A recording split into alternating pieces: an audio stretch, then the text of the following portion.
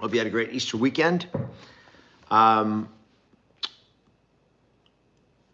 Every once in a while, you get a wake-up call. So this morning, my alarm goes off at 4:30, which is when I get up in the morning, and I'm actually putting on my watch. I'm standing by my nightstand, putting on my watch. And all of a sudden I feel this rumble. It's just, and this rumble lasts for about 5 seconds. When I first felt it, I thought, it's a explosion, because it was like hit the house, and it just kind of kept rumbling. And of course it was an earthquake.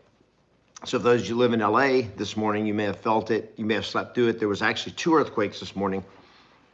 One about 4:15 and one about 4:40 or 4:38, 4:40, something like that.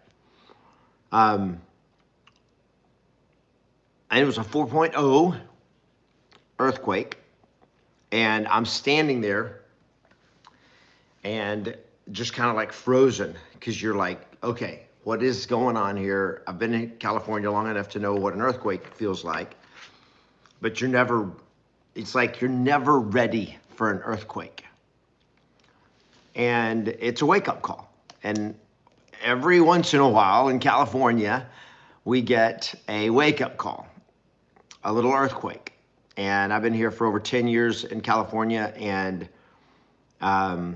you just get them a little bit. Our home in Las Vegas, I've felt one tremor years ago, but it's almost always here. And every time it happens, it reminds me, are you ready? Are you ready? When something comes, like an earthquake, the thing about an earthquake is it gives you no warning. It's just here. And all of a sudden you're in it, and you're like, what do I do? And I talk about this regularly, and that is, are you ready? Are you prepared for something to happen in your life? Are you prepared for the crash? I've made no secrets about the fact that a real estate correction is coming, a real estate crash is coming. Now, the economists and all this, they're going all over the place on it. No, it's not. And the coaches and they all say all kinds of stuff.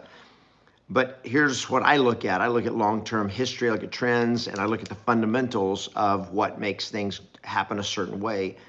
And we are in the longest, biggest housing bubble in the last 120 years. Now, before that, before the 1900s, you didn't really have housing. You didn't have the kind of crises setup that we have today, because people didn't finance houses. They bought houses. They owned land, and a lot of them before then, back in the 1800s, they built their own house. But starting in 2000, financing began to really change, and people were able to leverage higher and higher leverage, government-backed loans that have been around for decades.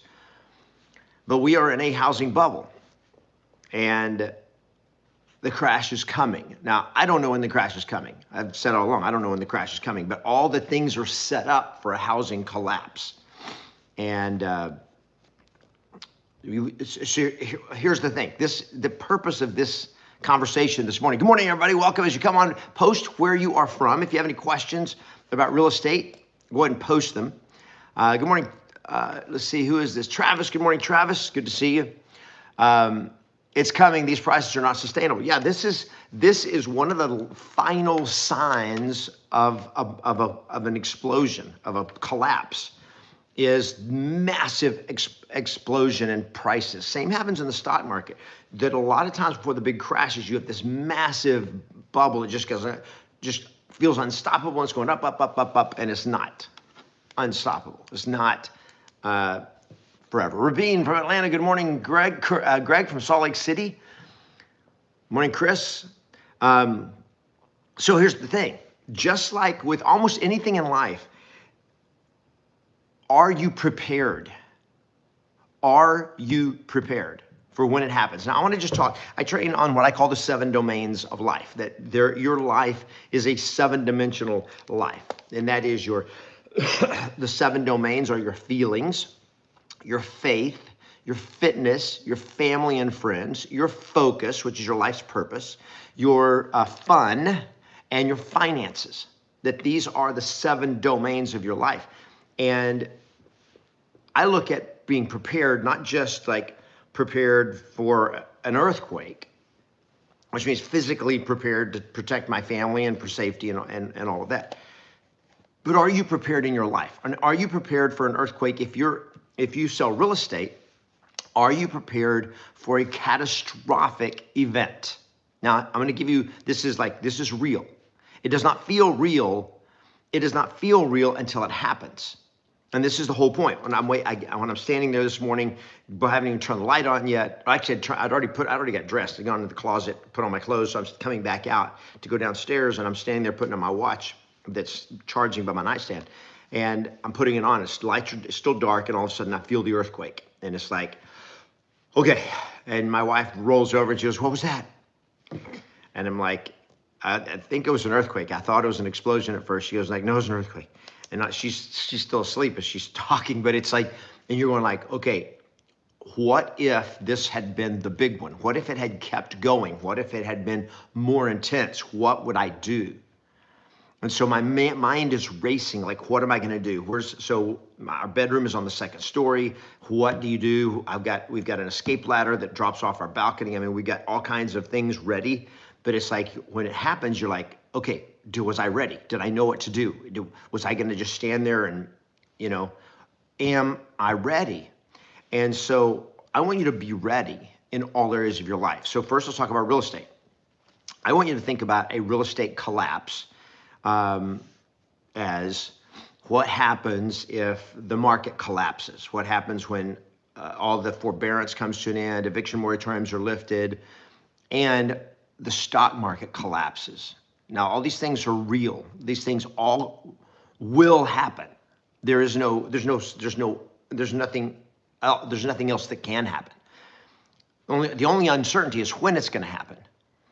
But the certainty is it's going to happen. So the question is, are you ready? Because when it happens, it's too late to prepare. Can I get thumbs up if this is making sense? It's too late to prepare. So here is the Boy Scouts motto that I learned as a kid, and most of you learned: always be prepared.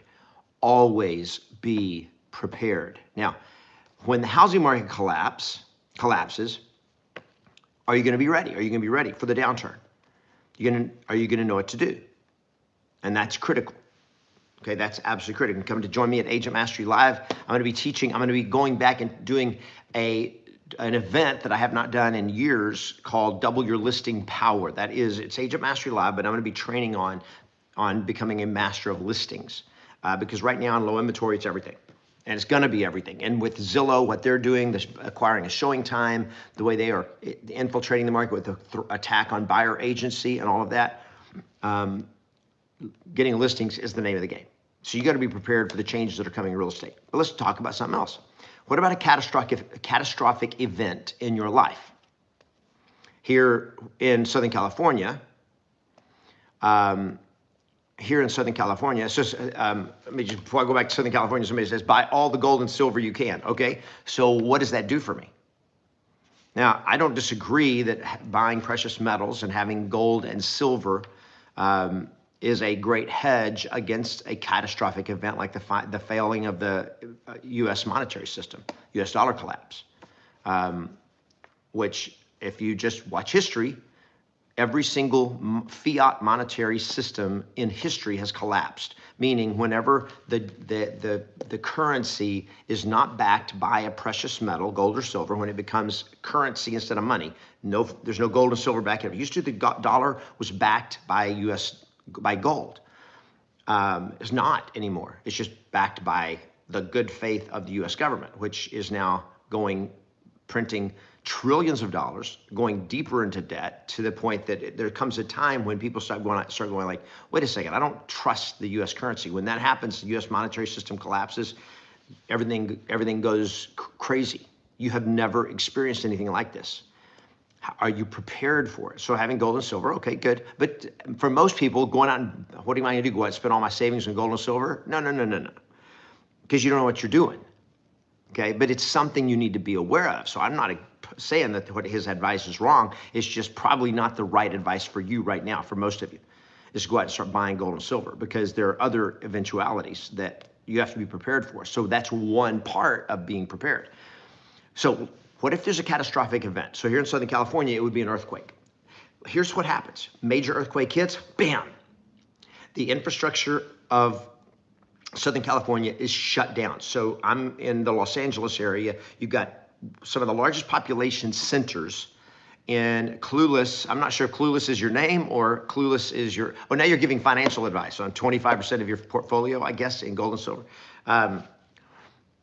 So yes, thank you for the history lesson. Richard Nixon took us off the gold standard in 1971 as a temporary measure to create stability in the global markets. Okay, well, doesn't matter. Are you ready? Are you ready? So if we had an earthquake right here in Southern California, do you realize you would not have a single real estate, a major one, you would not have a single closing for potentially months. Okay? Right now, boom. This morning, the 4.0 earthquake, if that had been an 8.0 earthquake and houses get rattled and foundations get cracked, guess what? No houses are going to be closed on. Now there'll be cash transactions and all that, but for the most part, most of the bread and butter buying and selling of buyers and sellers is going to stop. Why? Because most transactions are financed. Guess what? Banks are not going to do. They're not going to loan on a house that has a cracked foundation. Well, how do we know the foundation's cracked? You don't. You have to have a structural engineer. Structural engineers are going to be required to approve every single property, and then assuming that there is foundation or structural issues, that's got to be remediated and repaired before the bank's going to loan on it, so you can't close on the house. So every transaction you have that is financed is done, stopped. Deals are off. Contract's going to expire, no commission. Every cash deal is going to just be based on the buyer still willing to close or not, and all of a sudden, bam, the infrastructure collapses, houses are cracked up, and they're going to be going like, do I really want to close on this house? Because I was buying this house cash at peak market value. I think I'm probably going to pull out and be changing the game and story a little bit here. So my point of this is, in Southern California, as an example, an earthquake happens, boom, no deals. You're out of business. You, my friend, are out of business for 2 months, 3 months, 6 months, because you go, well, all they got to do is get structural engineers in there and clear it. Right, but structural engineers are going to be in short supply, and they're going to be working on the infrastructure of the city, of roads, bridges, getting the big buildings, the commercial buildings, facilities that are life and death, hospitals and all that. Your home and your home sale is not going to matter to them. And so real estate industry will be shut down for months in the event of a major earthquake. Okay, not across the country, but in the cities that's affected by. Okay, so that's the big story, right? That one is catastrophic. So you're like, yeah, but I don't live in Southern California. That's not going to happen to me. Right, but what have happened to you personally? What if you had an earthquake happen in your house, i.e. you got hit by a car and you're put in the hospital?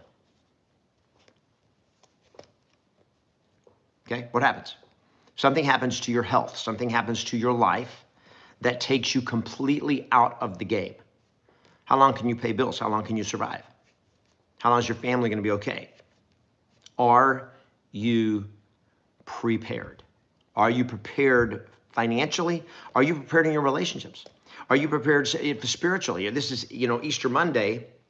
Are you prepared if your life were to end? I have a nephew, or a cousin that passed away last month.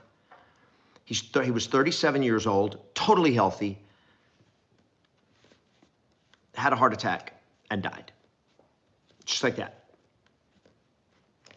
37 years old. Are you ready? Are you ready? It's a wake-up call, my friends. Every time when I feel an earthquake in California, just kind of like, okay, wake up call, check out my life. All in all, is my fitness, am I healthy? Am I taking care of my body right? So if something were to happen, my body, by the way, you get hit by a car. We this weekend, Julie and I were out, we saw, can't believe how many car accidents we saw this weekend. Not actually see them happen. We saw one yesterday. We were driving back from the valley and we saw two cars crashed up against an HOV lane, crashed up against the thing. I mean, it was like, it had just happened. And it's like, what could have happened? 2 blocks from our house, and it's 4 blocks from our house. There was a major house fire, and fire started in the garage. The family was all home. The family and their cat all got out safely, but it was a major fire. Completely burned a house down here next to us in Manhattan Beach. And it's like, whoa, what if? And it's like, you know, the whole point is, are you ready for anything that could happen in your life? And I just believe in being prepared. There are things happening. There's so many things happening in our world right now. Am I ready? With COVID, are you ready? Are you ready for whatever eventualities that could happen? Okay. Now, I'm not a doomsdayer when it comes to COVID for sure, but are you ready for what could happen? You have to be ready. You know, if you have a hurricane coming, you get a few days warning, right? So you get a little time to actually prepare physically for your house or whatever. But the aftermath, are you prepared? Okay, are you prepared in your life in case something were to happen? All right. So I want you to think about it. I want you to think about having a disaster pad. And what I mean by a disaster pad, I just look at it this way. And I used to, when I was running real estate offices here in Southern California, I would tell agents, you should have 6 months of reserves in cash that I call a disaster pad. A disaster pad for in case everything happens, bam. How, just right now, population-wise, are you done with that? Are you prepared with that? How many months could you take care of your family financially without being absolutely freaked out, having to cancel everything and get behind on payments and go into forbearance and defer and stop paying bills and all that kind of stuff? How long could you survive and be able to take care of yourself, take care of your family? Not from a position of scarcity, but from a position of strength, from a position of abundance. Take care of yourself, take care of your family, be prepared. Always be prepared in all areas of your life. It pays to be prepared. That is my message for you on this Monday morning, Kevin at 7. Hope you have an awesome, amazing week. Hope you had a happy Easter weekend. I'll see you guys on the trail. Play to win and always expect yes.